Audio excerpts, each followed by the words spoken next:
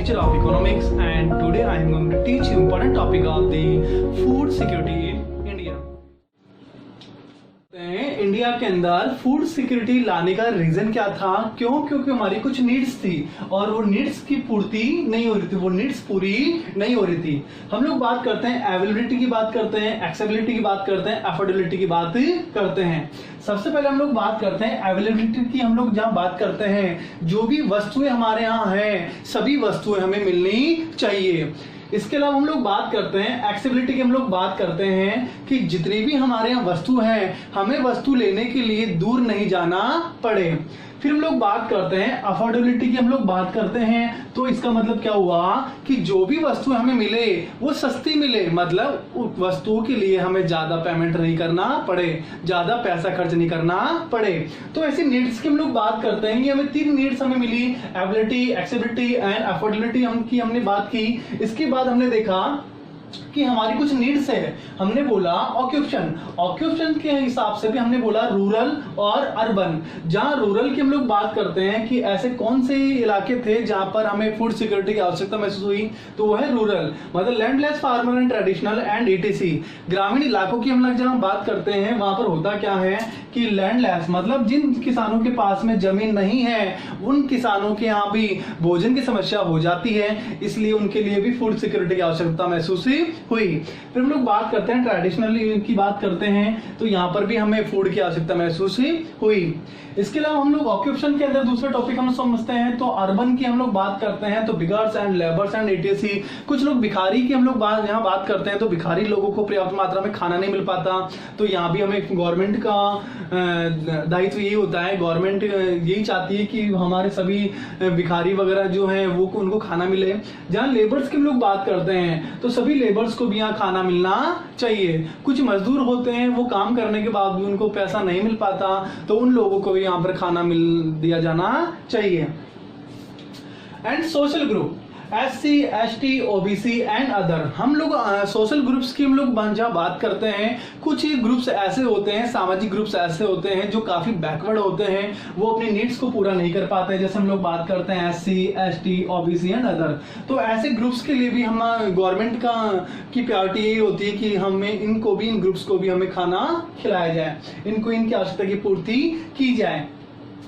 फिर हम लोग बात करते हैं एज वाइज की बात करते हैं फीमेल चिल्ड्रंस एंड अदर।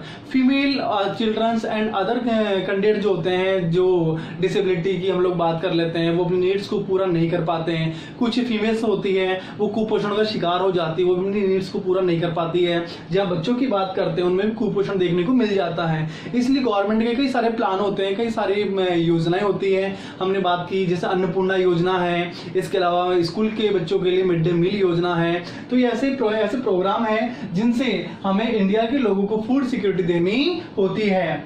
फिर हम बात करते हैं रीजन की। हम लोग बात करते हैं economical backward state and migrates and natural areas disaster.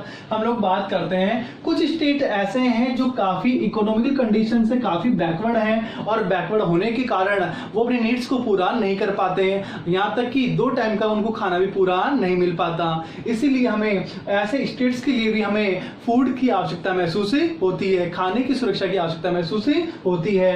Migrates की जहाँ हम लोग बात करते हैं, कुछ ऐसे लोग होते हैं जो एक राज्य से दूसरे राज्य में चले जाते हैं, पलायन कर जाते हैं और अपनी आवश्यकता की पूर्ति करने के लिए, लेकिन वहां भी उनको ऐसी आवश्यकता की पूर्ति उपलब्ध नहीं हो पाती, ना रोजगार मिल पाता है और वो भूखे ही रहते हैं। इसीलिए ऐसे लोगों को भी हमें फूड सिक्योरिटी की आवश्यकता महसूस हुई और गवर्नमेंट के द्वारा राशन कार्ड के माध्यम से उनको भी यहाँ पर राशन दिया जाता है। नेचुरल एरियाज डिजास्टर हम लोग बात करते हैं। कुछ नेचुरल एरियाज ऐसे हैं जहां पर हमेशा कुछ न कुछ जैसे भूस्खलन हो गया या फिर भूकंप की स्थिति हो गई या अदर एक्टिविटीज अगर हो जाती है, फ्लड की समस्या सामने आ गई, तो हाँ वहाँ के लोगों को भी हमें ये सिक्योरिटी देनी होती है।